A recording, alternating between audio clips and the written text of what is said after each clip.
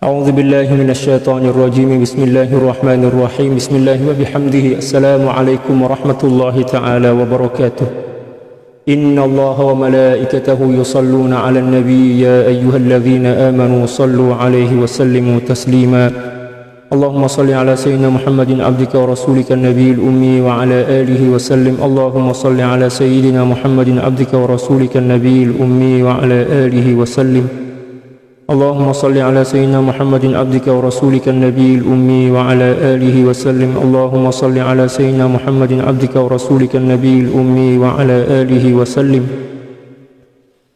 اللهم صل على سيدنا محمد عبدك ورسولك النبي الأمي وعلى آله وسلم اللهم صل على سيدنا محمد عبدك ورسولك النبي الأمي وعلى آله وسلم اللهم صل على سيدنا محمد عبدك ورسولك النبي الأمي وعلى آله وسلم اللهم صل على سيدنا محمد عبدك ورسولك النبي الأمي وعلى آله وسلم اللهم صل على سيدنا محمد عبدك ورسولك النبي الأمي وعلى آله وسلم اللهم صل على سيدنا محمد عبدك ورسولك النبي الأمي وعلى آله وسلم اللهم صل على سيدنا محمد عبدك ورسولك النبي الأمي وعلى آله وسلم اللهم صل على سيدنا محمد عبدك ورسولك النبي الأمي وعلى آله وسلم عدد ما وسعه علم الله الحمد لله فاطر السماوات والأرض جاعل الملائكة رسلا أولي أجنحة مثنى وثلاث ورباع يزيد في الخلق ما يشاء إن الله على كل شيء قدير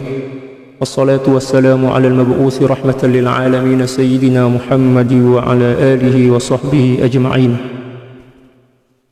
اللهم اغفر لأمة سيدنا محمد صلى الله عليه وسلم وأصلح أمة سيدنا محمد صلى الله عليه وسلم وفرج عن أمة سيدنا محمد صلى الله عليه وسلم وارحم أمة سيدنا محمد صلى الله عليه وسلم وألف بين قلوب أمة سيدنا محمد صلى الله عليه وسلم لما تحب وترضاه وافتح لنا فتوح العارفين بك بحق سيدنا محمد صلى الله عليه وسلم سبحانك لا علم لنا إلا ما علمتنا إنك أنت العليم الحكيم ولا حول ولا قوة إلا بالله العلي العظيم وصلى الله على سيدنا محمد وعلى آله وصحبه وسلم الحمد لله رب العالمين.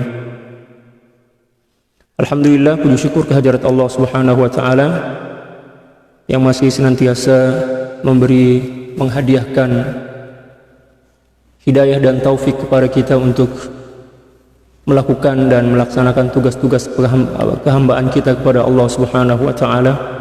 Salawat dan salam semoga senantiasa tercurah ke atas junjungan dan kasih hati kita Nabi besar Muhammad sallallahu alaihi wasallam. Demikian juga keluarga beliau dan para sahabat serta orang-orang yang senantiasa mengikuti jejak langkah beliau. Wassalawatullahi wassalamu alaika sayyidi ya Rasulullah. Para sahabat sekalian, insyaallah pagi ini kita akan memulakan pembacaan kitab baru kita setelah kitab Al-Anwar fi Adabis Suhbati Indal Akhyar karangan daripada Sayyidil Imam Asy-Sya'rani radhiyallahu taala an telah pun khatam. Maka pagi ini kita akan memulakan satu kitab baru yang juga membahas tentang adab.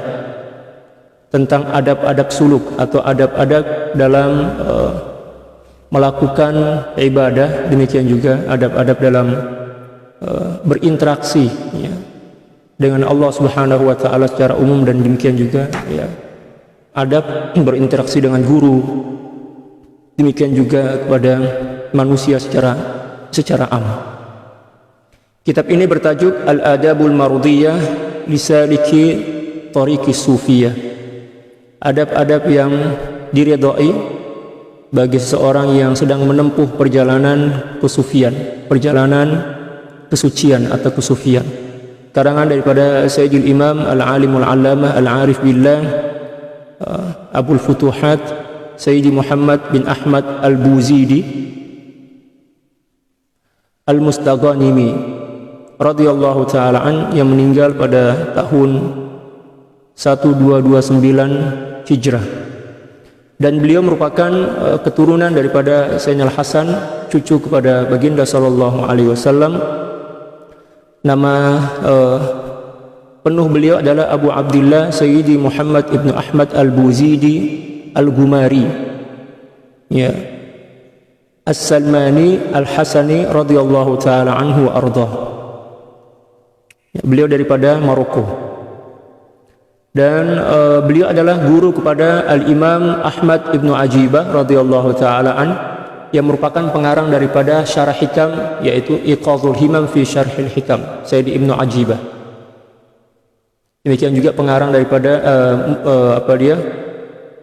yang merupakan pengarang kepada kitab Al-Bahrul Madid dalam tafsir Sayyidina Ibnu Ajibah yang sangat masyhur dan ma'ruf. Adapun guru beliau bernama Maulaya Al-Arabi radhiyallahu taala an. Sayyidi Muhammad Al-Buzidi ini merupakan satu di antara ulama yang masyhur yang mempunyai kepakaran sama ada dari sudut syariah, demikian juga tasawuf, dan juga beliau merupakan imam di zaman beliau. Malah guru beliau cukup memuji, sangat menghormati beliau. Walaupun guru beliau lebih senior dan memang guru, tetapi beliau selalu dan senantiasa diberi pujian dan sanjungan oleh guru beliau, sama ada setelah meninggal maupun semasa hayat beliau. Sebab dalam sejarah disebutkan beliau lebih dahulu meninggal dibandingkan guru beliau. Subhanallah. Sampailah suatu masa guru beliau yaitu Maulaya Al-Arabi radhiyallahu taala an memuji beliau dan mengatakan, Sayyidi Muhammad Buzidi huwal fard. Sayyidi Muhammad Buzidi ini merupakan seorang wali yang berpangkat fard.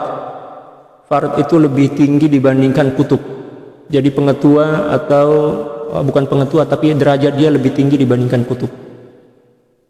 Wal fardu akbaru minal kutub minal fil ilmi billahi ta'ala, karena dan farad atau maqamul fardaniyah ini merupakan satu peringkat dalam istilah kewalian yang lebih tinggi dibandingkan kutub dalam ilmu dan ma'rifah. Allahu Akbar. Kalau sekiranya seseorang itu telah mendapatkan sanjungan dan pujian daripada guru, itu tanda bahwa murid itu adalah murid yang terbaik. Dan beliau senantiasa dipuji oleh guru beliau, sama ada semasa hayat, demikian juga setelah beliau meninggal dunia. Beliau berkhidmat kepada guru beliau semasa belajar itu 16 tahun. Memang beliau letak diri macam hamba. Beliau tidak akan melakukan apapun juga kecuali apa yang disuruh oleh syekh beliau, mursyid beliau. Demikian juga senantiasa faham apa yang diinginkan oleh guru beliau. Jadi sebelum guru itu memerintahkan sesuatu kepada beliau, beliau dah faham dah apa yang beliau kena buat. Itulah satu di antara tanda bahwa seorang itu sangat jujur dalam mencintai gurunya. Sehinggalah seluruh ilmu, seluruh kerohanian, seluruh maqamat yang ada dalam diri guru beliau itu mengalir dan bersemayam dalam jiwa beliau. Sampailah maqam beliau lebih tinggi dibandingkan guru beliau. Sebab beliau sampai kepada maqam al-fardaniyah yang lebih tinggi dibandingkan maqam al-qutubiyah. Dan pada suatu masa beliau dihimpunkan oleh guru beliau yaitu Maulaya Al-Arabi di hadapan para ulama, para aulia, demikian juga para pakar agama, budayawan dalam bahasa Indonesia. Lalu kemudian Sayyidi Maulaya Al-Arabi memuji Sayyidi Muhammad Al-Buzidi di hadapan para ulama. Dan ini merupakan satu di antara pengiktirafan daripada seorang guru di hadapan ulama-ulama besar dan wali-wali besar pada masa itu. Tapi beliau lebih dahulu meninggal dibandingkan guru beliau. Beliau meninggal pada malam 10 Muharram pada tahun 1229. Dan beliau merupakan satu di antara salasilah atau silsilah daripada madrasah tasawuf yang kami terima daripada guru kami, yaitu Maulana Al-Imam Al-Syekh Al-Syarif Al-Sayyid Yusuf Muhyiddin Al-Bakhuri Al-Hasani radhiyallahu ta'ala wa aradahu wa an jami'il muslimin wal muslimat. Dan nasab beliau pun bersambung kepada Sayyidina Al-Hasan, ya, sama-sama keturunan Hasaniyah. Tapi guru kami Maulana Syekh Yusuf Al-Hasani, beliau juga merupakan keturunan daripada Sayyidina Al-Husain. Jadi beliau daripada dua nasab. Dan kitab ini membahas khas tentang adab dan akhlak dalam mengamalkan tasawuf, ya. Khas untuk para peminat tasawuf. Sebab memang dalam tasawuf itu puncak kepada ajaran tasawuf adalah akhlak. Sayyidi Syekh Abdul Qadir Al-Isa radhiyallahu taala an dalam kitab Haqa'iq An-Tasawuf beliau berkata, "At-tasawufu kulluhu akhlaq, faman zada 'alaika bil akhlaq zada 'alaika bit tasawuf." Hakikat ajaran tasawuf itu keseluruhannya adalah akhlak, adab dan akhlak. Siapa orang di antara kalian yang beradab, semakin bertambah akhlaknya, maka dialah sebenar-benar orang yang telah mengamalkan tasawuf. Oke, tanpa perlu kita buang-buang masa, kita akan terus memulakan pengajian perdana kita, ya, muqaddimah daripada kitab Al-Adabul Mardiyah ini. Namun sebelum kita mulakan, kita hadiah dulu Fatihah kepada al-muallif radhiyallahu taala an, demikian juga suratul Ikhlas 3 kali. Semoga dengan hadiah ini Allah Subhanahu wa taala semakin redha dan semakin cinta kepada beliau, dan sebab cinta itulah Allah Subhanahu wa taala mudahkan kita untuk memahami, demikian juga menjiwai serta mengamalkan seluruh isi kitab ini dengan ikhlas dan jujur kepada Allah Subhanahu wa taala. Ila hadratin Nabi Mustafa sallallahu alaihi wasallam. Mu'allif Al-Fatihah. A'udzu billahi minasyaitonir rajim. Bismillahirrahmanirrahim. Alhamdulillahi rabbil alamin. Ar-Rahmanir Rahim. Maliki yaumiddin. Iyyaka na'budu wa iyyaka nasta'in. Ihdinas siratal mustaqim. Shiratal ladzina an'amta 'alaihim ghairil maghdubi 'alaihim waladdallin. Amin. Bismillahirrahmanirrahim. Qul huwallahu ahad. Allahus samad. Lam yalid wa lam yulad wa lam yakul lahu kufuwan ahad. Bismillahirrahmanirrahim. Qul huwallahu ahad. Allahus samad. Lam yalid wa lam yulad wa lam yakul lahu kufuwan ahad. Bismillahirrahmanirrahim. Qul huwallahu ahad. Allahus samad. Lam yalid wa lam yulad wa lam yakul lahu kufuwan ahad. Dan kitab ini secara otomatis sesiapapun yang mendengar ataupun membacanya daripada kami, maknanya sanad dia bersambung. Sebab ini satu di antara kitab yang sanad keilmuan dan tarbiyahnya bersambung dengan guru kami, Maulana Syekh Yusuf Al-Hasani radhiyallahu taala. A'udzu billahi minasyaitonir rajim. Bismillahirrahmanirrahim. Qala al-muallif radhiyallahu taala anhu wa nafa'ana Allahu bi'ulumihi wa 'ulumi syuyukhihi wa syuyukhina wa jami'i awliya'illahi as-salihin fid dharain. Allahumma amin.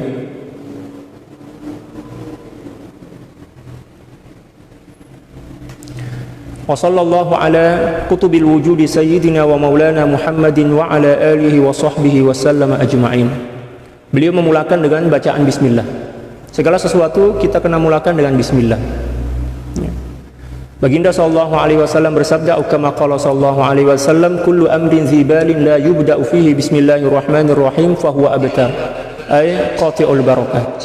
Segala sesuatu yang dimulakan, segala sesuatu yang diharapkan kebaikan di dalamnya, tetapi bila mana tidak dimulakan dengan bacaan bismillah, maka dia tidak diberkati oleh Allah Subhanahu wa taala.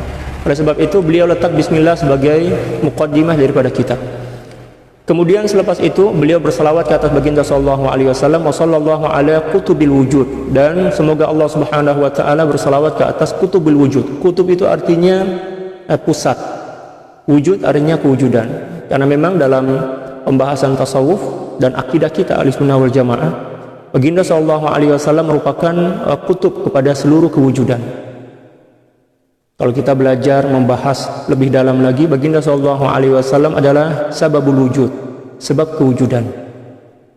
Jadi Allah Subhanahu wa taala mencipta seluruh makhluk ini untuk menyambut kehadiran baginda sallallahu alaihi wasallam sebagai bukti cinta Allah Subhanahu wa taala kepada baginda sallallahu alaihi wasallam, sehingga makhluk itu dicipta daripada sebab kewujudan baginda sallallahu alaihi wasallam. Dan itu pembahasan yang cukup panjang dan mendalam berkenaan dengan Nurul Muhammadi atau hakikat Muhammadiyah yang tak boleh kita sampaikan di pengajian umum macam ini. Ada majelis khas tentang pembahasan tersebut. Sayyidina wa maulana Muhammadin wa ala alihi wa sahbihi wa sallam ajma'in. Alhamdulillahil mutafaddilil mannan. Segala puji bagi Allah Subhanahu wa taala, hanya milik Allah Subhanahu wa taala yang maha pemurah dan maha pemberi. Al-Fatih liman sya'a min khawasi asfiyaihi ma sya'a min al-irfan.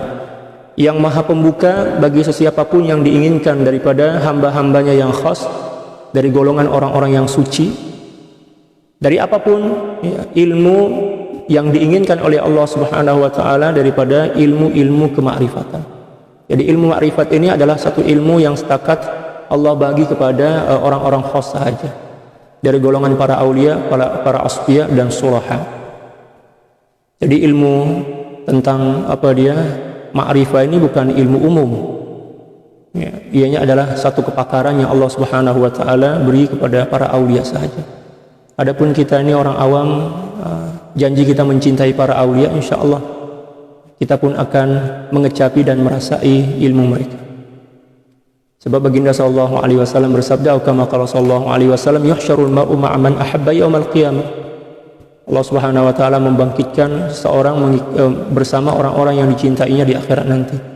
Dan di dunia ini orang yang mencintai para ulama, para aulia, apatah lagi ahli bait baginda sallallahu alaihi wasallam, dan juga terutamanya adalah baginda sallallahu alaihi wasallam, Allah Subhanahu wa taala akan memudahkan baginya untuk memahami hakikat-hakikat ilmu. Bukan setakat memahami, tetapi juga akan mengecapi dan merasainya. Oleh sebab itu cintailah para ulama, para aulia, ya, para ahli bait baginda sallallahu alaihi wasallam, demikian juga baginda sallallahu alaihi wasallam, agar kita pun dibagi peluang oleh Allah Subhanahu wa taala untuk merasai dan mencicipi atau mengecapi rasa manisnya iman, demikian juga ma'rifah kepada Allah. Alladzi azaha an qulubi awliya'i hujba awhamil akwan. Dan dialah Allah Subhanahu wa taala yang membuka dan menyingkirkan hijab-hijab waham, hijab-hijab kepalsuan yang ada di dalam hati-hati para aulia. Jadi kita ini berusaha, berikhtiar, bermujahadah, berzikir, bersolawat ke atas baginda sallallahu alaihi wasallam, beribadah kepada Allah Subhanahu wa taala. Adapun yang membuka ataupun menyingkirkan hijab-hijab rohani kita adalah Allah. Dan itu mengikut kemurahan Allah, ihsan Allah lah kan. Ada orang yang bermujahadah setakat beberapa masa saja, tapi Allah ihsan kepada dia, Allah redha kepada dia, Allah mudahkan perjalanan dia. Maka dalam beberapa masa saja seluruh hijab kerohanian dia itulah telah ditanggalkan oleh Allah Subhanahu wa taala, telah disingkirkan. Ada juga di antara hamba-hamba Allah Subhanahu wa taala yang melakukan mujahadah ini berpuluh-puluh tahun, tapi Allah tak bagi lagi. Allah tak bagi itu bukan sebab Allah kedekut, Allah dia marah kepada mereka. Tidak, itu sebagai ujian kesabaran. Dan itu sebagai tanda yang seseorang ini belum layak lagi untuk menerima kemuliaan. Oleh sebab itu, jadikanlah diri kita sebagai seorang yang layak, sehinggalah Allah Subhanahu wa taala limpahkan ilmu tersebut. Dan yang mula-mula kita kena sediakan dalam diri kita adalah keikhlasan dan kejujuran menginginkan Allah Subhanahu wa taala. Atau dipanggil dengan istilah sidqut tawajjuh ilallah, kejujuran untuk mencari dan menggapai cinta dan ridha Allah Subhanahu wa taala. Allah Subhanahu wa taala lah yang membuang, menyingkirkan seluruh hijab-hijab kepalsuan yang ada dalam hati para aulia, bukan atas kehendak mereka. Wa sata'at alaihim anwarul bisat, dan juga dengan demikian menjadi bercahaya, gemerlapanlah ya diri mereka dengan cahaya-cahaya ketuhanan. Allahu Akbar. Jadi cahaya gemerlap kemakrifatan itu akan datang ke atas mereka setelah Allah Subhanahu wa taala mengangkat seluruh hijab-hijab dan seluruh kotoran-kotoran yang ada dalam hati para aulia. Wa asyraqat alaihim syumusul ifan, dan juga menjadi bercahayalah ke atas mereka matahari-matahari kemakrifatan, maknanya cahaya-cahaya dan pancaran-pancaran ma'rifah di dalam jiwa mereka. Wa tarjamat al-alsunu bima tajalla lis-sarairi minasyuhudi wal ayan. Dan demikian juga lisan-lisan mereka mampu menerjemahkan, mampu menjelaskan, mampu menerangkan tentang nilai-nilai tajalli atau manifestasi daripada rahasia-rahasia ketuhanan yang bersumber daripada syuhud penyaksian hati, dan ayan. Ayan itu maknanya ada perbedaan antara syuhud dan ayan. Kalau syuhud itu melihat sesuatu daripada jauh, misal daripada sini 10 meter, ya kan? Itu dipanggil syuhud. Adapun ayan, ya melihat sesuatu berdepan, terus berdepan, ya bersemuka macam itu. Kalau syuhud itu adalah memandang sesuatu daripada jauh, tapi memang kita nampak benda itu jelas. Adapun ayan atau ayan, tetapi selalu dipanggil ayan, itu lebih dekat. Jadi seseorang yang telah sampai kepada maqam ini, dia sangat mudah untuk menyampaikan ilmu-ilmu tentang kerohanian tanpa perlu berpikir. Sebab Allah Subhanahu wa taala memang sudah letak ilmu itu dalam jiwa mereka. Bila mana dia menggunakan akal, maka ilmu itu lari. Macam itu, itu keunikan ilmu ma'rifah, ilmu tentang ketuhanan. Sesiapa orang yang telah dibagi oleh Allah Subhanahu wa taala tentang ilmu kerohanian ini, lalu kemudian dia ingin mencoba untuk mengambilnya atau untuk menyampaikannya melalui pikiran akal, maka ilmu itu akan lari. Ilmu itu akan lari. Tetapi bila mana dia menyampaikannya dalam keadaan senantiasa hadir bersama Allah Subhanahu wa taala, tenggelam dalam kewujudan Allah Subhanahu wa taala ataupun fana bersama Allah, maka dengan sangat mudah dia mampu menyampaikan ilmu itu tanpa perlu berpikir. Dan demikianlah para aulia. Kitab ini kitab merupakan kitab yang bersumber daripada kesucian jiwa para aulia. Tak ada rujukan langsung, tak ada referensi langsung. Terus beliau tulis macam itu. Allah yang gerakkan hati dan tangan beliau. Kalau kita kan tulis tesis itu memang pening kepala kan. Cari referensi, buat kajian, menulis, berpikir dan lain sebagainya. Kalau para aulia, dia orang menulis itu memang ya Allah yang menggerakkan hati dan jari jemari mereka untuk menulis. Demikian juga dalam menyampaikan ilmu. Tidaklah para aulia menyampaikan ilmu itu daripada akal. Sebab akal itu adalah satu alat yang digunakan oleh para ulama untuk menyampaikan hukum hakam. Adapun tentang hikmah, tentang rahasia, tentang ilmu kerohanian, maka ianya adalah melalui hati, kebersihan dan kebeningan hati. Allahu Akbar. Wa albasa dhawahirahum hulalal adab. Dan Allah Subhanahu wa taala lah yang membungkus, mengemas, membungkus zahir-zahir mereka dengan hiasan atau perhiasan adab. Para aulia macam itu. Cara makan mereka ada adab. Itu merupakan perhiasan diri mereka. Minum, berjalan dan lain sebagainya, mereka senantiasa menjaga adab. Wal akhlaqil hisan, demikian juga akhlak-akhlak kemuliaan, akhlak-akhlak yang elok. Wassalatu wassalamu ala sayyidina Muhammadin nuril anwar, dan semoga salawat dan salam senantiasa berkekalan ke atas junjungan dan kekasih hati kita Nabi besar Muhammad SAW, nuril anwar, yang merupakan cahaya kepada seluruh cahaya, wa ainil a'yan, dan juga intipati kepada seluruh hakikat, alladzi tafajjarat minhu yanabi'ul ulumi wa asrarir rahman, yang mana daripada beliau lah, daripada baginda SAW lah terpancar sumber-sumber ilmu dan hikmah daripada Allah Subhanahu, sumber-sumber ilmu dan rahasia-rahasia daripada Allah Subhanahu wa taala yang Maha Rahman.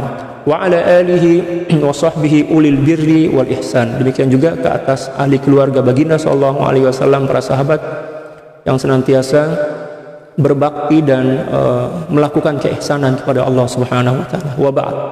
Dan seterusnya kata beliau, lamma kanatit turuqu ila Allah taala wa khususan tariqana hadhihi la tuslaku Allahu akbar illa bil adab. Manakala jalan menuju kepada Allah Subhanahu wa taala, terutama jalan kami ini, maksudnya madrasah Syazuliyah beliau, sebab beliau adalah ditarbiyah dan beliau merupakan mursyid kepada madrasah tasawuf Syazuliyah. Ya. Beliau mengatakan khususnya madrasah Syazuliyah ini la tuslaku illa bil adab, tidak boleh ditempuh kecuali dengan mengedepankan adab. Jadi dalam madrasah Syazuliyah yang paling dipentingkan, yang paling dikedepankan itu adalah adab. Bukan adab zahir yang tunduk-tunduk jumpa dengan orang, bukan. Adab kerohanian. Yang mana adab kerohanian ini juga akan nampak pada tubuh badan, bukan setakat pada zahir, tapi ianya bermula daripada penjiwaan. Wa illa zallat qadamus saliki wa asra' ilaihi al-'atab. Kalau seorang menempuh jalan kerohanian ini, yaitu melalui madrasah Syazuliyah, tanpa mengedepankan dan tanpa melalui adabul ubudiyah, maka dia akan tergelincir. Demikian juga akan binasa. Nauzubillah. Kenapa pula boleh binasa? Iyalah sebab Allah Subhanahu wa taala menilai adab kita. Kita melakukan suatu ibadah tanpa adab akan menyebabkan Allah murka. Ya kan? Dan itu adalah kebinasaan. Yang dipandang oleh Allah Subhanahu wa taala adalah hati kita, dan hati ini adalah merupakan tempat bersinggasananya adab dan akhlak. Allahu Akbar. Mengikut kadar adab seseorang, akhlak seseorang, maka mengikut kadar itulah Allah Subhanahu wa taala menerima dan mengangkat derajat dan maqam seseorang di sisi Allah Subhanahu wa taala. Likauniha sa'batal maram, karena sungguhnya tujuan atau perjalanan daripada tujuan atau matlamat yang dituju daripada perjalanan kerohanian ini cukup berat. Jadi kalau kita tak ada adab, maka menjadi beratlah, semakin berat. Demikian juga menjadi sia-sia perjalanan rohani kita. Aziman nafi' 'ala dawam, dan juga mempunyai munafaat yang cukup agung dan besar yang senantiasa diabadikan oleh Allah Subhanahu wa taala selagi seorang itu tetap menjaga adab. Wal adabu asasut thariq, dan adab ini merupakan asas kepada perjalanan kerohanian. Jadi dimulakan dengan adab. Dan adab itu dimulakan dengan tahrirun niyah, memperbetulkan niat. Niat itu adalah adab. Memperbetulkan niat itu merupakan asas kepada adab. Tahrirun niyah, memperbetulkan niat.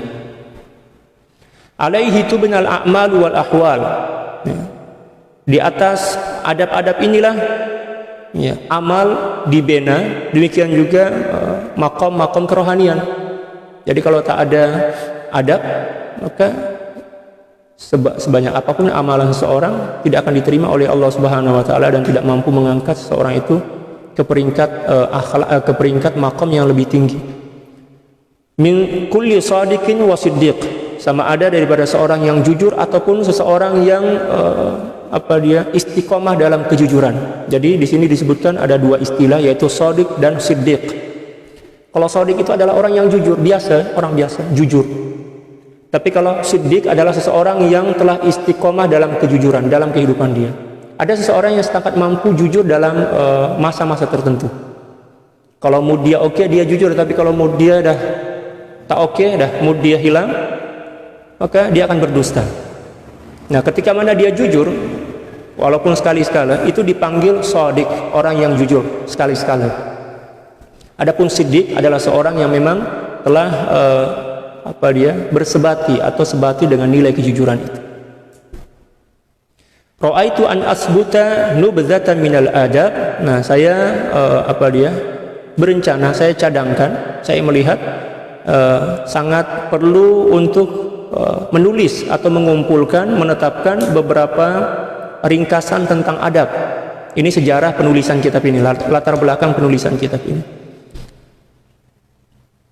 Manallahu alaina biha al-karimul wahhab wa sammaituha al-adab al-mardiyata li saliki tariqas sufiyah. Semoga dengan adab ini Allah Subhanahu wa taala senantiasa menganugerahkan dan memberikan kemuliaan kepada kita semua. Dan saya beri nama kitab ini adalah Al-Adab Al-Mardiyata li saliki tariqis sufiyah, yaitu adab-adab yang diridhai bagi seorang yang sedang menempuh perjalanan kesucian. Sufiyah maknanya kesucian atau orang-orang sufi. Wa rabbuna al-mas'ulu fi tahsilin naf'i lil ikhwan, dan hanya Allah lah yang merupakan tempat kami memohon. Semoga kitab ini boleh memberi manfaat kepada seluruh umat Islam. Ikhwan di sini maksudnya adalah umat Islam. Innahu raufun rahimun mannan. Sesungguhnya Dia, Allah Subhanahu wa taala, adalah zat yang maha penyayang, maha pengasih, dan juga maha pemberi. Faslun, ini fasal yang pertama. Ini merupakan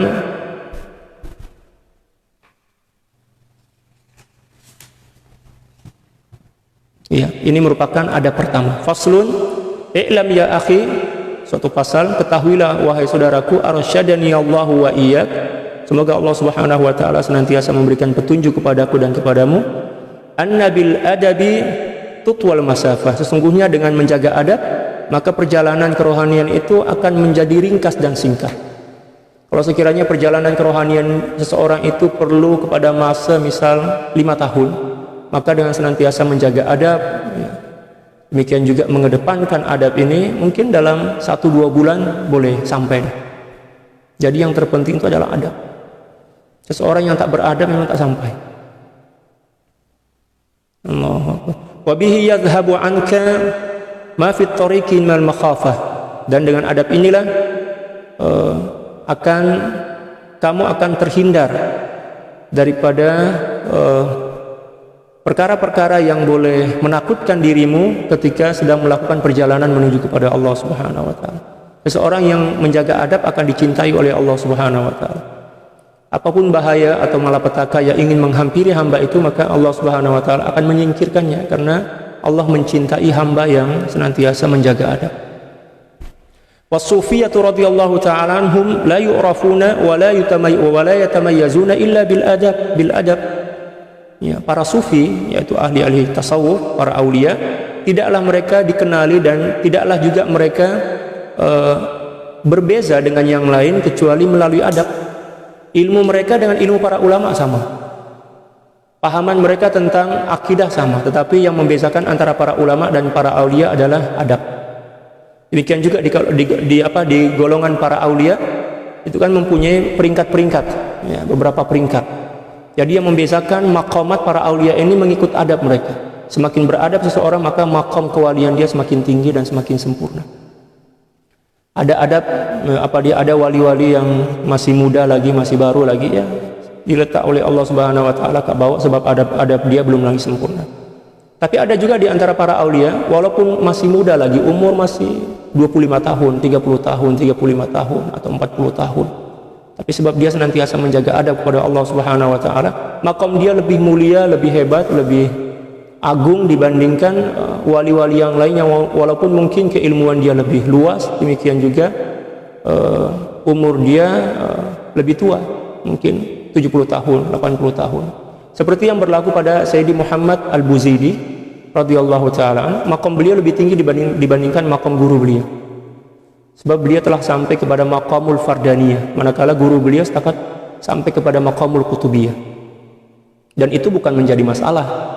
Dan itu sebagai tanda bahwa seorang guru itu berjaya dalam mentarbiyah murid-murid dia. Seorang guru yang hebat bukanlah guru yang setakat boleh menghantarkan, ya, murid-murid dia menjadi seorang yang pandai macam guru dia. Itu guru biasa, siapapun boleh buat. Tapi guru yang hebat itu adalah seseorang yang mampu untuk mencetak murid-murid yang lebih alim, lebih hebat, lebih tinggi kewalian dia dibandingkan guru dia. Itu wali yang hebat, itu guru yang hebat sebenarnya. Seperti mana Sayyidi Maulaya Al-Arabi radhiyallahu ta'ala, beliau mampu, ya, beliau berjaya mencetak di antara murid yang sampai kepada maqam yang lebih tinggi dibandingkan guru, yaitu maqamul fardaniyah. Dan itu bukan perkara yang mustahil, ya kan? Dulu suatu masa saya pernah bertanya kepada tuan kami, ya, tuan guru kami Maulana Syekh Yusuf Al-Hasani radhiyallahu ta'ala, adakah seorang murid itu boleh kedudukan maqam dia lebih tinggi dibandingkan dibandingkan guru? Kata beliau, iyalah, ramai para aulia yang macam itu. Dan itu bukanlah sebagai tanda yang seorang guru itu lebih rendah dibandingkan murid dia. Ketika mana seorang mampu menghantarkan seorang murid sampai kepada maqam yang lebih mulia dibandingkan guru dia, itu tanda bahwa guru dia lebih mulia dibandingkan murid dia. Ya kan? Boleh paham? Sebab seluruh kemuliaan yang Allah bagi kepada murid itu akan dilimpahkan juga ke atas guru. Sebab gurulah yang menjadi asbab. Ya, macam itu. Contoh macam ini. Ada seorang guru tadika atau guru sekolah rendah lah, sekolah menengah. Dia pernah mendidik seorang murid dengan sungguh-sungguh sampailah murid itu menjadi perdana menteri. Makom dia lebih tinggi kan? Ya, makom perdana menteri ini lebih tinggi dibandingkan cikgu. Ya, daripada makom. Tetapi daripada kemuliaan itu, ya, sebab guru inilah yang menjadi asbab murid itu boleh menjadi perdana menteri. Walaupun makom para murid dia ini lebih tinggi, tetapi ya, sebenarnya kemuliaan di sisi Allah Subhanahu wa taala itu lebih besar kepada guru, karena gurulah yang menjadi asbab. Seluruh kemuliaan, seluruh kehebatan, ya, seseorang yang dibagi oleh Allah Subhanahu wa taala kepadanya itu akan dikembalikan, dilimpahkan juga kepada guru yang telah mentarbiyah dan mendidiknya. Oleh sebab itu, tak ada seorang pun dalam kehidupan para sufi atau ahli tasawuf yang iri, hasad, dengki kepada murid dia bila mana makom dia lebih tinggi. Sebab mereka paham bahwa kemuliaan itu akan kembali kepada guru juga. Macam itu. Kalau kita kan terkadang-kadang adalah separuh kan iri dengki, kenapa pula ini budak lagi pandai dibandingkan saya. Kita kewalahan, kita tak mampu nak layan dia, tak mampu nak bagi ilmu lebih kepada dia sebab dia lagi pandai dibandingkan kita. Terkadang-kadang kita berpikir, kenapa pula dia lagi pandai dibandingkan saya. Sepatutnya kita bersyukurlah kan. Ini pula ya, rasa tak puas hati, rasa dia tersaingi macam itu kan. Itu tanda bahwa guru ini guru yang tak betul. Guru yang betul, guru yang hebat adalah guru yang bangga, bersyukur dan gembira bila mana murid dia lebih berjaya, lebih hebat dibandingkan diri dia. Idh syara'i'u kulluha adabun ma'al haqiq. Karena sungguhnya seluruh rangkaian ajaran syariat itu merupakan adab bersama hakikat. Jadi menghormati syariat merupakan bahagian daripada adab kepada hakikat. Demikian juga menghormati hakikat merupakan bahagian daripada adab menjaga syariat. Jadi hakikat dan syariat tak boleh dibezakan. Dia kena senantiasa bersama-sama. Macam dua muka duit shilling tu. Duit shilling tu kan mempunyai dua muka kan. Dimanapun kita jumpa duit shilling mesti muka dia dua. Muka yang pertama sebelah kanan itu adalah hakikat, manakala yang kiri itu adalah syariat. Tak boleh kita asingkan. Antara syariat dan tasawuf tak boleh kita asingkan. Ketika mana seorang mengasingkan atau membezakan antara fiqh dan tasawuf, maka akan berlaku satu di antara dua perkara. Yang pertama, sama ada dia akan menjadi golongan zindik, na'udzubillah, yaitu seseorang yang lebih mendahulukan tasawuf dibandingkan fiqh, ataupun golongan yang kedua yaitu fasik, yaitu seseorang yang setakat belajar fiqh tanpa mempelajari ilmu tasawuf. Adapun seorang yang senantiasa memadukan atau menghimpun dua ilmu ini sekali, barulah dikira sebagai seorang muslim dan mukmin sejati, seperti mana yang dicontohkan oleh baginda sallallahu alaihi wasallam. Semakin tinggi kewalian seorang, maka semakin nampaklah pengamalan dan penjagaan serta pemeliharaan terhadap nilai-nilai syariat. Sebab syariat ini merupakan cawan kepada hakikat. Hakikat itu macam air. Boleh gak kita minum tanpa tempat, tanpa wadah? Tak boleh lah. Mudarat begini. Misal hujan, kita buka mulut kita terus minum daripada daripada air hujan, bahaya, boleh merosakkan muka kita, boleh merosakkan mulut kita, memudaratkan diri kita. Kita gunalah cawan, kita tampung dulu. Syariat itu adalah cawan kepada hakikat. Kalau tak ada syariat, tak ada hakikat. Tapi kebanyakan di antara kita yang tersalah paham menganggap bahwa syariat dan hakikat boleh dipisahkan atau boleh diasingkan. Itu adalah pahaman yang keliru. Yang betul adalah tak boleh dipisahkan. Kedua-dua kena ada sekali pada diri kita. Seorang yang tidak menjaga syariat akan menjadi orang yang zindik. Seseorang yang tidak mengamalkan tasawuf akan menjadi orang yang fasik.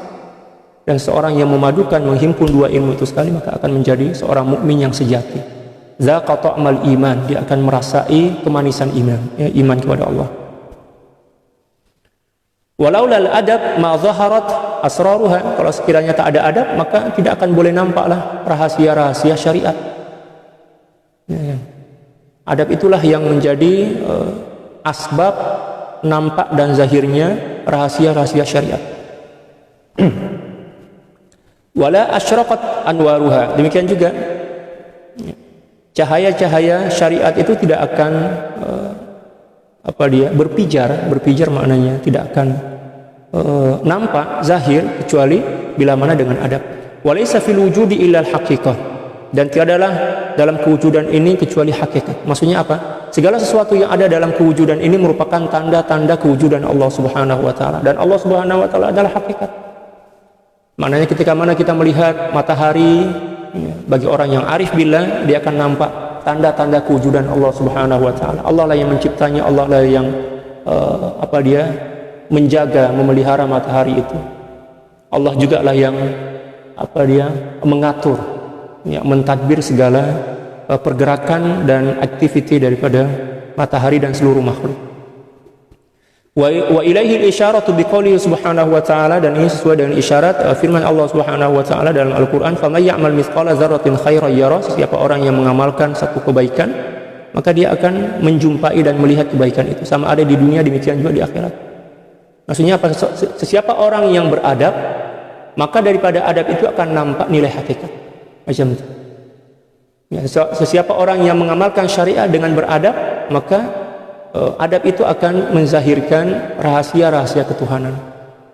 Faman ya'mal mithqala dzarratin syarran yarah, dan siapa orang yang menyalahi adab atau melakukan dosa, dosa itu merupakan satu di antara bentuk menyalahi syariat, menyalahi adab. Ya, kan? Maka dia pun akan menjumpai dan dia pun akan menerima balasannya, sama ada di dunia demikian juga di akhirat. Semakin beradab diri seseorang, maka makrifat dia akan semakin bertambah. Beradab ini bukan setakat ketika mana kita sholat, puasa dan zakat atau beribadah membaca Al-Quran. Setiap langkah kita, setiap nafas kita itu ada adab yang wajib kita tunaikan. Dan adab yang paling asas, yang paling pokok itu adalah kehadiran hati senantiasa bersama Allah. Itulah asas utama kepada adab, ya, ubudiyah kita kepada Allah Subhanahu wa taala, senantiasa menjaga hati agar hadir bersama Allah Subhanahu wa taala dalam semua aktiviti kita, makan, minum, tetap hati kita kena hadir bersama Allah Subhanahu wa taala. Falyanzuril dalam Al-Qur'an itu falyanzur ila ta'ami, kan, ya. Maka hendaklah dia melihat dan memerhatikan apa yang dia makan dan mengembalikan keyakinan bahwa Allah lah yang mencipta makanan itu, Allah lah yang menumbuhkan, Allah juga lah yang menghantarkan kepada kita, dan Allah juga lah yang menggerakkan dan memberi keinginan bagi kita untuk makan. Begitulah kehidupan para aulia. Jadi setiap nafas, pandangan mata mereka, langkah kaki mereka akan senantiasa bersama Allah, ya, bersama kekasihnya. Kalau kita dalam sholat pun bersama makhluk, apatah lagi luar sholat, kan. Itulah mengapa kita perlu belajar tasawuf. Tasawuf inilah yang akan membimbing dan meluruskan hati kita, jiwa kita, agar kita boleh menyembah Allah Subhanahu wa taala, beribadah kepada Allah dengan cara yang betul dan sampai kepada matlamat daripada ibadah itu. Wa qalihi ta'ala, dan firman Allah Subhanahu wa taala, in ahsantum ahsantum li anfusikum. Bila mana kamu berbuat baik kepada orang lain, maka hakikatnya kamu sedang berbuat baik kepada dirimu sendiri, karena kebaikan itu akan kembali kepada diri kita. Kita benci kepada orang lain misal, itu bermakna kita sedang menjemput, kita sedang mencari orang yang akan membenci kita di suatu hari nanti. Tapi kalau kita hormat kepada orang, orang akan menghormati kita, ya, Allah akan menggerakkan hati orang untuk menghormati kita. Jadi mencari kemuliaan itu bukan dengan menuntutnya, boleh ya. Mencari kemuliaan, keagungan itu bukan dengan menuntutnya daripada orang lain, tetapi dengan cara memberikan kemuliaan itu kepada orang lain, maka kemuliaan itu akan kembali kepada diri kita. Ya, senang je sebenarnya. Maaf. Allahu Akbar.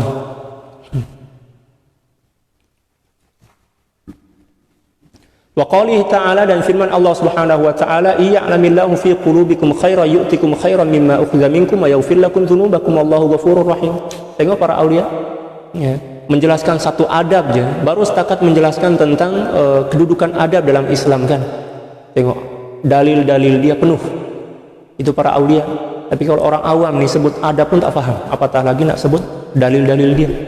Para aulia ini luar biasa. Dia orang mampu memahami ayat suci Al-Quran itu sedalam-dalamnya. Firman Allah Subhanahu wa taala, kalau sekiranya Allah Subhanahu wa taala mengetahui dalam hati kalian ada kebaikan, maka Allah Subhanahu wa taala akan memberikan kebaikan kepada kalian sebagai ganti daripada apa yang diambil daripada kalian. Wa yaghfir lakum dzunubakum, dan Allah Subhanahu wa taala juga akan mengampunkan dosa kalian. Wa yaghfir lakum wallahu ghafurur rahim, dan Allah Subhanahu wa taala Maha Pengampun dan Maha Penyayang. Jadi seolah-olah ayat ini mengajarkan kepada kita bahwa kebaikan itu dimulai pada diri kita sendiri. Ingin diberi kemuliaan daripada Allah, maka muliakanlah orang lain, muliakanlah hamba-hamba Allah Subhanahu wa taala. Sebab memuliakan hamba-hamba Allah Subhanahu wa taala itu merupakan hakikat memuliakan Allah. Sebab Allah lah yang menciptakan mereka, Allah lah yang mentadbir mereka. Tapi terkadang-kadang kita ingin kemuliaan, ya, daripada Allah, tapi kita tidak menghormati dan menghargai makhluk Allah. Allah Subhanahu wa taala tidak akan pernah memberikan kemuliaan kepada orang-orang yang tidak hormat, tidak menjaga adab kepada makhluk-makhluknya. Wa qalihi ta'ala, dan firman Allah Subhanahu wa taala, man 'amila shalihan falinafsi. Sesiapa orang yang melakukan kebaikan, maka kebaikan itu hakikatnya akan kembali kepada dirinya sendiri. Ila ghairi dzalika minal ayatid dallati 'alal adabi ma'al jami'. Dan selain daripada dalil-dalil di atas tadi yang juga menjelaskan tentang perlunya kita menjaga adab kepada semua orang. Jadi menjaga adab ini bukan setakat kepada ibu bapak kita, kepada guru dan lain sebagainya, tapi kepada seluruh makhluk kita kena jaga. Macam mana cara kita menjaga adab kepada selipar kita? Guna selipar itu untuk ketaatan kepada Allah dengan niat menunaikan adab, itu dikira sebagai ibadah, ya kan? Ya, guna selipar mula daripada kanan, itu adalah beradab kepada selipar. Manakala kita beradab kepada selipar, maknanya kita beradab kepada zat yang menciptakan selipar, yaitu Allah Subhanahu wa taala. Ya kan? Kita letak selipar kita di tempat yang aman, yang bersih, ya kan? Jangan kita sepak-sepak macam bola, sebab selipar itu bukan bola. Ketika mana selipar itu kita sepak, kita jadikan sebagai bola, maknanya kita zalim pada selipar itu. Intinya macam ini, melakukan sesuatu bukan pada tempatnya itu menyalahi adab dan dikira sebagai kederhakaan kepada Allah Subhanahu wa taala. Tak kiralah kepada manusia, kepada benda-benda lain pun juga macam itu. Kita kena jaga adab. Saya teringat dalam kitab Al-Anwarul Al-Qudusiyah fi Ma'rifati Adabi Sufiyah yang dikarang oleh Sayyidil Imam Abdul Wahab Asy-Sya'rani radhiyallahu taala. Beliau bercerita, suatu masa dulu beliau pernah menziarahi seorang wali besar. Bila mana masuk ke rumah wali besar ini, ya, beliau rasa pelik. Sebab apa? Seluruh barang, benda yang ada di dalam rumah tok guru itu menghadap ke kiblat. Pelik kan? Menghadap ke kiblat. Lampu menghadap ke kiblat. Ya kan, kalau lampu macam ini lah. Atau selipar menghadap ke kiblat. Sudu pun menghadap ke kiblat. Kalau sekiranya cawan itu tak ada muka dia, maka dia orang saja buat muka dia agar cawan ini boleh dihadapkan ke kiblat. Al-Imam Asy-Sya'rani merasa pelik, lalu bertanya kepada guru beliau, "Tuan Syekh, saya masuk rumah Tuan Syekh ini macam pelik ya. Saya tengok semua barang, semua benda menghadap ke kiblat." Kata beliau, itulah adab yang dituntut oleh Allah Subhanahu wa taala kepada kita. Ya, ketika mana kita solat kena menghadap ke kiblat, maka sepatutnya lah seluruh benda-benda, barang-barang yang kita miliki juga mengikut adab. Walaupun memang tak wajib, tapi itulah cara mereka menjaga adab. Ya, letak sejadah ke atas, letak Al-Quran di atas, macam tu. Kalau kita terkadang letak Al-Quran kat bawah lantai itu, macam mana boleh merasai kemanisan iman? Ya kan? Makanan pun buang, banyak yang mubazir. Tak boleh buat macam itu, kena jaga betul. Menjaga adab ini memang paling berat, tapi itulah cara yang paling senang untuk memperoleh dan menggapai cinta dan ma'rifah daripada Allah Subhanahu wa taala. Walaupun amal ibadah kita sikit, tapi kalau kita jaga adab, adab lisan kita, adab mata, telinga kita, seluruh apapun yang kita miliki, maka Allah Subhanahu wa taala akan segera mengangkat dan menghantarkan kita untuk sampai kepada matlamat daripada penghambaan kita kepada Allah. Fadlan ma'a awliyaillahi ta'ala.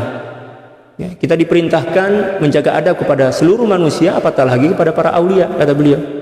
Fa'alal muridi ayyulzima nafsahu al-adaba liyanala min asraril qaribil mujib.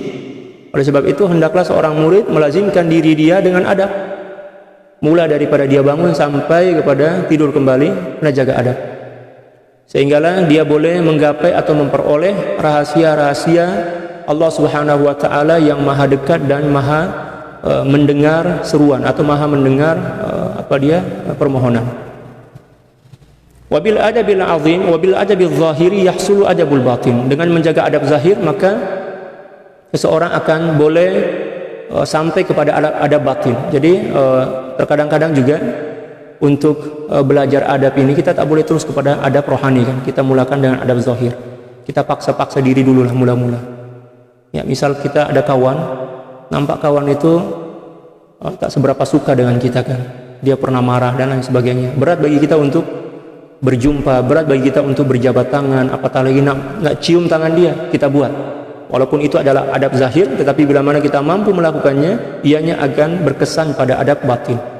Datang jumpa, dan itu adalah diantara perkara yang cukup berat. Ya, datang jumpa dengan orang yang marah kepada kita, bagi salam, bagi hadiah, cium tangan, minta doa pula.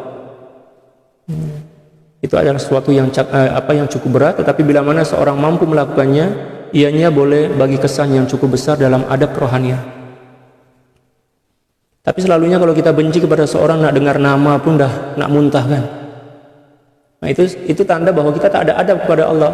Sebab kalau sekiranya kita ada adab kepada Allah, seberapa marah atau bencinya seseorang itu kepada kita, kita mampu tersenyum. Sebab kita paham bahwa itu adalah makhluk Allah. Ya, semua apapun yang ada di muka bumi ini diatur oleh Allah. Allah yang menggerakkan hati dia untuk marah kepada kita. Allah Subhanahu wa taala yang menggerakkan lisan dia untuk menceritakan keaiban kita. Nah, sebagai ujian bagi diri kita dan juga sebagai ujian bagi diri dia lah. Bagi diri kita adalah ujian kesabaran, bagi diri dia pula ujian ya kesabaran juga, sama-sama diuji oleh Allah Subhanahu wa taala. Oleh sebab itu kita tak perlulah marah kepada orang-orang yang kurang suka kepada kita. Buang-buang masa memikirkan seseorang yang marah kepada kita, sebab ianya akan semakin menyakitkan hati kita. Alangkah lebih eloknya kita fokus kepada Allah. Allah. Semuanya, seluruhnya Allah yang akan atur. Su'ul adabi yansha'u an adamit ta'zim, karena sungguhnya su'ul adab itu merupakan suatu perkara yang bersumber atau terbit daripada kurangnya pengagungan kepada Allah.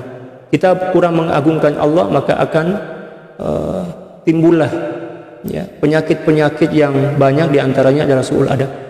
Wa adamut ta'zimi min dha'fil mahabbah, kurang menghormati dan kurang mengagungkan, memuliakan ya seseorang itu tanda bahwa seseorang itu tidak cinta, cintanya lemah. Contoh misal ada seorang suami kurang hormat kepada istri, nah hujan, nah, itu tanda bahwa cinta dia dah berkurang dah itu. Demikian juga istri, demikian juga murid kepada guru, guru kepada murid ya. Jadi menghormati, memuliakan itu tanda cinta. Kalau ada orang yang mengaku cinta tapi tak hormat, tak memuliakan, itu tipu itu. Jangan tertipu oleh manisnya ucapan lisan. Wa min dha'fil mahabbati min iltifatil qalbi ilal ghair, dan puncak kepada lemahnya cinta dalam jiwa kita disebabkan karena hati kita berpaling daripada Allah. Mengikut kadar berpalingnya hati kita daripada Allah, maka cinta kita kepada Allah Subhanahu wa taala juga akan semakin berkurang. Orang yang senantiasa lalai daripada Allah, tak ada cinta dalam jiwa dia. Tanda seseorang itu cinta kepada orang lain kan selalu mengingati dan menyebutkan. Baginda sallallahu alaihi wasallam bersabda, atau kama qala sallallahu alaihi wasallam dalam suatu hadis, man ahabba syai'an aktsara min dzikri, siapa orang yang mencintai sesuatu atau seseorang, maka tanda dan bukti cinta itu senantiasa mengingati dan mengenang serta menyebut namanya. Kita mengaku cinta kepada Allah, senantiasa berzikir, senantiasa merasa dibersamai oleh Allah Subhanahu wa taala, hadir hati bersama Allah. Dan kehadiran hati bersama Allah akan menimbulkan ta'zim, memuliakan dan mengagungkan Allah. Falau hasalatil mahabbatu la hasalat ta'zim, kalau sekiranya cinta itu telah sampai kepada kesempurnaan, maka penghormatan dan pengagungan kepada zat yang kita cintai pun juga akan sempurna. Walau hasalat ta'zimu la hasalal adab, dan kalau sekiranya pemuliaan atau penghormatan kepada sesuatu itu telah sampai kepada kemuncak dia, maka akan terhasillah adab rohanian. Walau hasalatil adabu walau hasalal adabu la hasalat tahqiq, dan kalau sekiranya adab itu telah sempurna, maka akan menjadi sempurna juga lah hakikat dalam jiwa seseorang hamba. Wa anwa'ul adabi katsirah, dan jenis-jenis adab ini cukup banyak kata beliau, lakin nadzkuru ba'dha ma huwa akadu minha 'alal murid. Akan tetapi di sini kami akan menyebutkan beberapa jenis atau contoh adab yang lebih diperlukan, yang sangat prinsip ya, yang sangat fundamental ya, ke atas setiap murid. Jadi beliau tak sebut semua sebab adab itu cukup banyak. Fa'aqulu wa billahi asta'in, dan kemudian saya berdoa, ya, saya memuliakan dan memohon pertolongan daripada Allah Subhanahu wa taala. Itulah tadi muqaddimah daripada kitab ini. Kita belum lagi sampai masuk pada adab yang pertama ternyata. Ya, tadi itu adalah ya bahagian daripada muqaddimah. Untuk perjumpaan pagi ini, bagi perjumpaan perdana kita cukup sekian, dan insyaallah petang nanti kita akan teruskan. Dan kita akan memulakan pembahasan petang nanti daripada adab yang pertama, yaitu adamu ziyarati syekh illa bihadiyah. Tidak menziarahi tok guru atau syekh mursyid kecuali dengan membawa hadiah. Hadiah di sini bukan kereta, bukan, ya banyaklah jenis hadiah yang insyaallah nanti beliau akan jelaskan, terangkan kepada kita pada adab yang pertama. Insyaallah petang nanti kita akan baca. Wallahu a'lam bishawab. Subhanaka la ilma lana illa ma 'allamtana innaka antal alimul hakim wa la hawla wa la quwwata illa billahil aliyil azim. Inna Allaha wa malaikatahu yusalluna 'alan nabiy ya ayyuhalladzina amanu sallu 'alaihi wa sallimu taslima. Allahumma salli 'ala sayyidina Muhammadin 'abdika wa rasulika an-nabiyil ummi wa 'ala alihi wa sallim. Allahumma salli 'ala sayyidina Muhammadin 'abdika wa rasulika an-nabiyil ummi wa 'ala alihi wa sallim. Allahumma salli 'ala sayyidina Muhammadin 'abdika wa rasulika an-nabiyil ummi wa 'ala alihi wa sallim. Allahumma salli 'ala sayyidina Muhammadin 'abdika wa rasulika an-nabiyil ummi wa 'ala alihi wa sallim. Allahumma salli 'ala sayyidina Muhammadin 'abdika wa rasulika an-nabiyil ummi wa 'ala alihi wa sallim. Allahumma salli 'ala sayyidina Muhammadin 'abdika wa rasulika an-nabiyil ummi wa 'ala alihi wa sallim. Allahumma salli 'ala sayyidina Muhammadin 'abdika wa rasulika an-nabiyil ummi wa 'ala alihi wa sallim.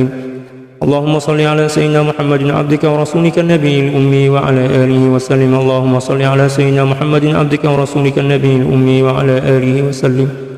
Allahumma salli 'ala sayyidina Muhammadin 'abdika wa rasulika an-nabiyil ummi wa 'ala alihi wa sallim adada ma wasi'ahu 'ilmullah. Sekian, wallahul muwaffiq wal hadi ila sabilir rasyad. Wal afu minkum. Assalamu alaikum warahmatullahi taala wabarakatuh.